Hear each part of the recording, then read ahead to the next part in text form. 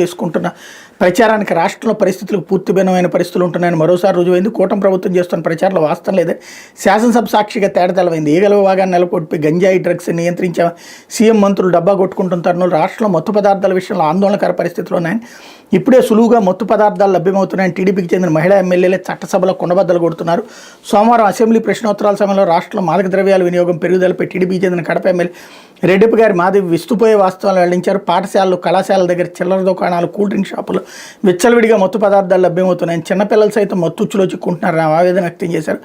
రాష్ట్ర వ్యాప్తంగా విద్యాసంస్థలకు చుట్టుపక్కల ఉండే దుకాణాలు, కూల్ డ్రింక్ షాపుల విద్యార్థులు ముఖ్యంగా ఆడపిల్లలపై మత్తు ప్రయోగం జరుగుతుందన్నారు. కూల్ డ్రింకులో ఒక రకమైన మత్తు మందు కలిపి దానికి ఆడపిల్లల్ని అలవాటు పడేలా చేస్తున్నారని తెలిపారు. మత్తుకు అలవాటు పడిన ఆడపిల్లల ద్వారా వారి స్నేహితులను కూడా ఈ ఉచ్చులోకి లాగుతున్నారని వెల్లడించారు. మత్తుకు బానిసలుగా మార్చి వాళ్ళపై అఘాయిత్యాలకు పాల్పడుతున్న ఆవేదన వ్యక్తం చేశారు. దీన్ని అరిగట్టేలా పోలీసు శాఖ చర్యలు తీసుకోవాల్సి ఉందని, తాడిపత్రి నుంచి పొద్దుటూరుకు, అక్కడి నుంచి కడపకు మత్తు పదార్థాలు, పెయిన్ కిల్లర్ సరఫరా అవుతున్నాయని వివరించారు. ఈ వ్యవహారంపై ప్రభుత్వమే ప్రత్యేకంగా దృష్టి సారించాల్సి ఉందన్నారు. కాగా రాష్ట్రంలో చిల్లర కొట్లలో గంజాయి, డ్రగ్స్ చిన్నపిల్లలకు సైతం అందుబాటులో ఉంటున్నాయని గుంటూరు పశ్చిమ ఎమ్మెల్యే గల్లా మాధవ్ అన్నారు.